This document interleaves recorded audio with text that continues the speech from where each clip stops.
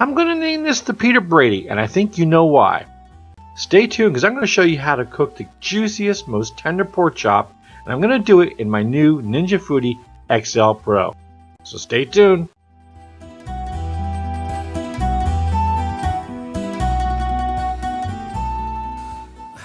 Pork chops and applesauce. We're doing the Peter Brady today. I mean, if you grew up when I grew up in the 70s, 80s, and you're always, watching the Brady Bunch, anytime somebody goes and makes a pork chop, I'll bet you that's going through their mind. I'll bet you. Bet your money. You're thinking Peter Brady, pork chops and applesauce. And why am I doing it? Well, because, I don't know, it was a few years ago, my local supermarket had these spectacular pork chops. And I walked by them, I had to do a double take. And I really got to show you these because these are money right here. If you see this marbling in here, if you ever come across a pork chop with that sort of marbling in it, you got to grab them. I did. Brought them home, cooked them up, and they were just mouth-watering, fork tender, the best chops I ever had. Then never saw them for a while. Then about a month or so ago, I was in another local supermarket and I saw them and I grabbed them and I tried them in my air fryer and they came out fantastic. Better than the other ones. So I went back, I bought just about all the bone-in pork chops that I could find that had that marbling in them and put a few in the freezer and said, I'm doing pork chops one day. So we're doing pork chops and applesauce, fresh homemade applesauce. So what I'm going to do, first of all, is go ahead and season my pork chops. Very simple. Salt, pepper, garlic. I'm actually going to make these Italian style. I'm going to do salt, pepper, garlic, and rosemary. So I have some fresh rosemary that I chopped up. So let me go in and get these seasoned up because I want to let these set for about 30 minutes before I cook them. I hit them with a little bit of salt.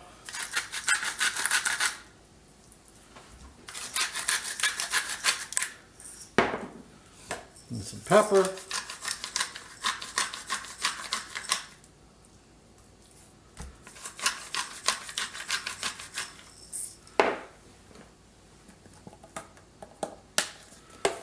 A little sprinkling of garlic powder. And if you wanted to do fresh garlic, you could.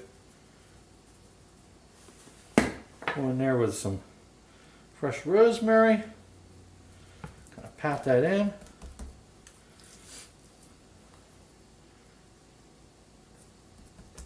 Flip them over. And get the other sides. Get any of that residual that's on the plate. See, that could use some more rosemary. Get the sides. Set those to the side, 30 minutes. Okay, so for our fresh applesauce, it's very simple. I'm going to go ahead and peel this apple up, dice it up, get in the pot. I'm going to add about a tablespoon of lemon juice, and I have 1 cup of water. So once I have all the ingredients in this pot, I put it over on the stove, let that cook down for about 25 minutes and we'll have perfect applesauce. So first of all, let me show you how I'm going to go ahead and prep my apples. So I'm just going to do an easy peel on this.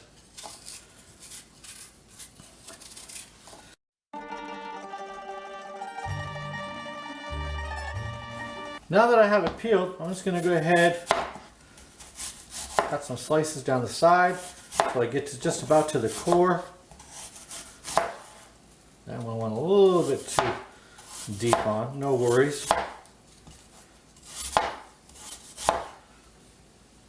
Take these, line these up.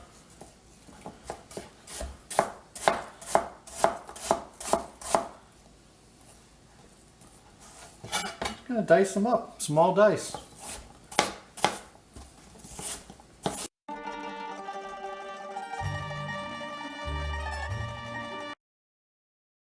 Okay, so into the pot they go.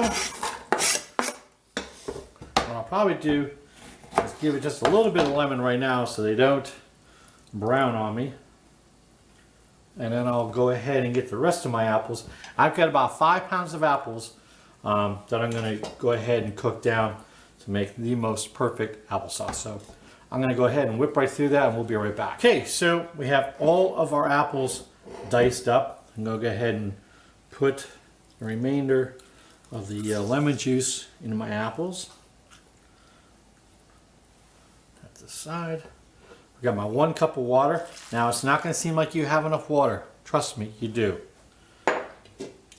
Lid over to my stove. I'm going to get that up to a boil. Then I'm going to drop it down to a simmer and let that simmer off for about, or cook down for about 25 minutes. So my chops have sat here for about 30 minutes, marinating, dry marinade. I'm going to cook them in the Ninja Foodi XL Pro. Alright, so I'm going to go ahead and turn it on. I'm going to use the barbecue griddle function. I'm going to use my smart cook system, and I'm going to use a manual temperature. I'm going to set that down to 150, and then I'm going to set my temperature inside my food system to 375. Now we're going to go ahead and let that preheat. Once it's ready to load, I'm going to go ahead and insert my temperature thermometer into the pork. I also brought another probe.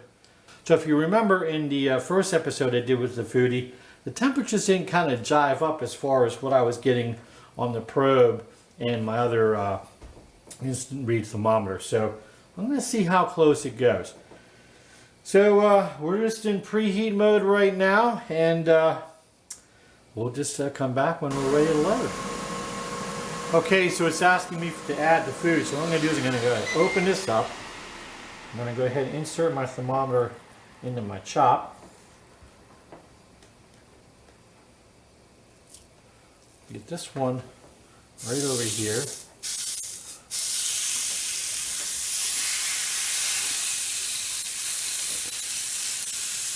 I'm going to go ahead and add my other chop.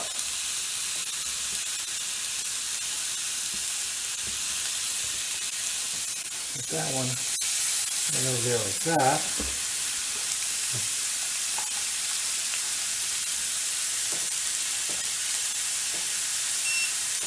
Get my thermometer set up. We'll go ahead and close this down and just set that over there. We'll see how this pans out. So this is going to probably take about, I don't know, probably about 15 minutes. And we'll just monitor the temperature. It'll ask us to flip them over at probably about halfway through. And we'll see how this goes. So let me talk a little bit about the temperature of pork these days. Remember back in the old days when you had to cook pork to 171 degrees? That was to kill the trichinosis that may have been going on in the pork. Well, that's changed. The FDA changed the rules and dialed back the temperature. Now, you only have to cook pork to 145 degrees internal temperature. Now, I don't really cook it to 145 degrees. That's kind of pink for me. I'll cook it to 150. And then, for me, it's still not 171, all dried out like sawdust. It'll be nice, done to my liking, and still nice and juicy. So there you go, the spiel on the new temperature. New temperature for pork. Okay, so it's asking me to flip. So I'm going to go in here, try to get onto that. Whew, look at those grill marks. And get this over here. That is looking fantastic. Get this back down. And I'm noticing there is a difference in temperatures, but I've got the probe in 2 different pork chops. Now we'll see how this pans out. Okay, so it is telling me to get the food out. It's reached its internal temp. Now the temps actually got a little bit closer as time went on. Now what I'm going to do is just going to open the lid, And look at these. And now it's going to give me a rest period of, it's going to do a countdown. It's going to let it rest for 5 minutes. So I'm going to let them sit right in there and let those rest for 5 minutes. But they look fantastic.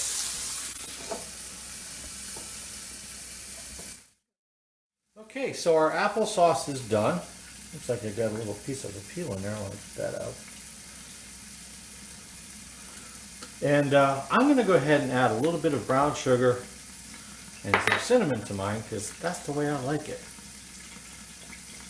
The best thing about homemade applesauce, you can make it as chunky or as smooth as you want.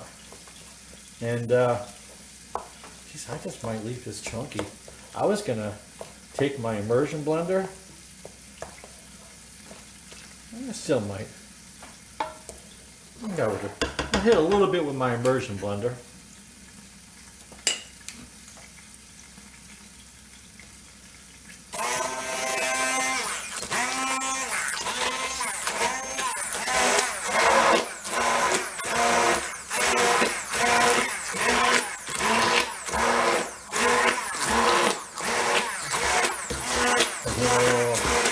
Looking good.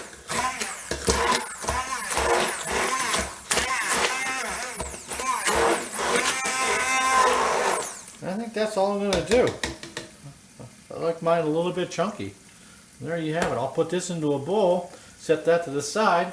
Okay, so thanks to my trusty assistant here, he reminded me that I left my pork chops on the grill, which was still hot. So they were kind of not resting. They were still cooking a little bit. But luckily we pulled them off. And I gotta show you, look at the juice. I mean, these are just chock full of juice. I can guarantee these are juicy. Hey, I also want to mention before we wrap up here that this smokeless grill, we didn't get any smoke whatsoever when we were cooking those chops. I mean, as far as smokeless, it really is smokeless. So just want to throw that in there in case you're considering buying one of these and you're worrying about, well, does it really smoke or not? No smoke out of that one. I also took the liberty of making some rice pilaf to go with our meal here because we eat what we make for our dinner. Now, I also want to mention one more thing about my applesauce. Now, I used 3 different types of apples in here. One was a Honeycrisp, the other was a Fuji, and I can't remember the third one. Some crazy thing Lori picked up. What was it? Cosmic Crisp. Cosmic Crisp. Never had a Cosmic Crisp. But, you know, the more diversity you put in your apples and with your applesauce, the more flavor you're going to get out of there. So, there we go. 3 different apples. It's looking great. I kept it kind of chunky. The chop's looking good. I will show you in my next video how I make my rice pilaf because I make killer rice pilaf. Now, let's get into this thing and just see how moist and tender this is. So, let me kind of move this one out of the way. And this might be a good one to cut into. Come on over here. And oh my gosh. I'm just going to cut this right out because see if I can squeeze some of the juice. And that is so juicy. Look at this. Look at that. Oh my gosh. Remember the old days? You couldn't do this in the old days. That is so darn juicy. So let me go. Move that to the side. Get a little bit of chop here.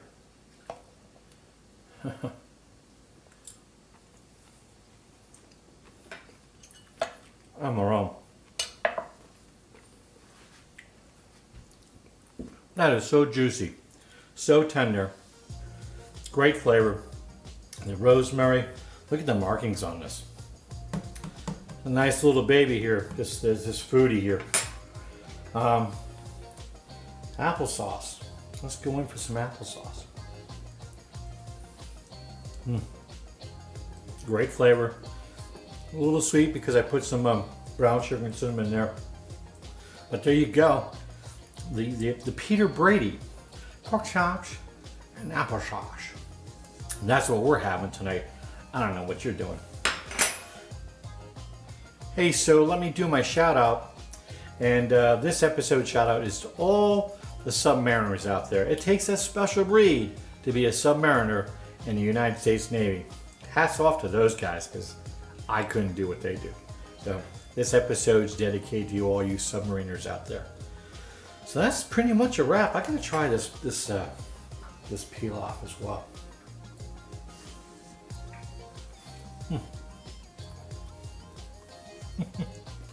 I'm wearing it. Spot on.